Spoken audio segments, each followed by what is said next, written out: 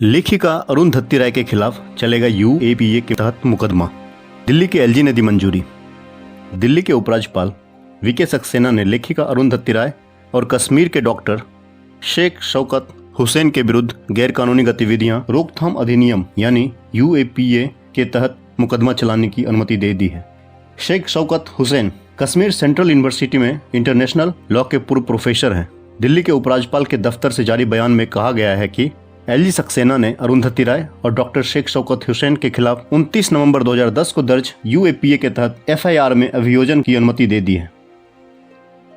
ये एफआईआर सुशील पंडित की शिकायत पर दर्ज की गई थी।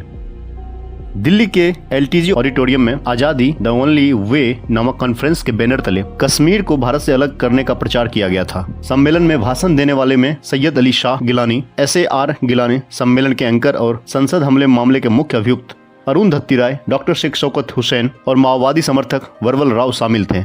यह आरोप लगाया गया था कि गिलानी और अरुंधति राय ने दृढ़ता से प्रचार किया कि कश्मीर कभी भी भारत का हिस्सा नहीं था और उस पर भारत के सशस्त्र बलों ने जबरन कब्जा किया था। शिकायतकर्ता ने सम्मेलन की रिकॉर्डिंग प्रदान की थी। शिकायतकर्ता ने CRPC की धारा 156(3) के तहत MM कोर्ट नई दिल्ली के समक्ष शिकायत दर्ज की थी। इसी आधार पर एक प्राथमिक दर्ज की गई और जांच की गई है।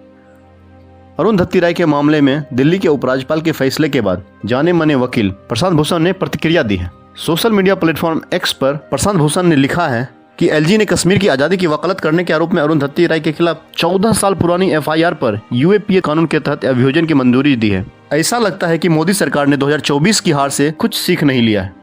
भारत को तानाशाही बनाने के लिए और भी अधिक दृढ़ संकल्पित हो गए। यहाँ पर मैं आपको बता दूं कि प्रशांत भूषण भारतीय लोकतंत्र के लिए दोगले चरित्र वाले नटुआ कलाकार हैं। सुप्रीम कोर्ट से सजा याफ्ता हैं वो। अरुंधति वामपंथी नस्ल की छद्मनाम वाली टुकड़े टुकड़े गैंग की कांग्रेस पोषित लेखिका है। प्रशांत भूषण ने जिस तरह कहा तो हमें लगता है इसमें तानाशाही कहां से आ गई। ये लोग भारत के खिलाफ देशद्रोह कर रहे हैं तो इनके खिलाफ कार्रवाई उचित होनी ही चाहिए। चुनाव में कश्मीरियों ने पूरे उत्साह से भाग लिया है। यही दर्शाता है कि कश्मीर भारत का एक अभिन्न हिस्सा है और हमेशा रहेगा। आज हमें अपने बीच के गद्दारों को पहचानना होगा। भीतरघात वाले हमेशा लाखों फौज पर भारी होते हैं। इतिहास गवाह है कि किलों के दरवाजे हमेशा अंदर से ही खुला है और हमें यह भी लगता है कि अगर देश को मजबूत बनाना है तो कड़े फैसले लेने ही पड़ेंगे। प्रशांत भूषण ऐसे लोगों की सोच से देश में अलगाववाद और आतंकवाद बढ़ेगा।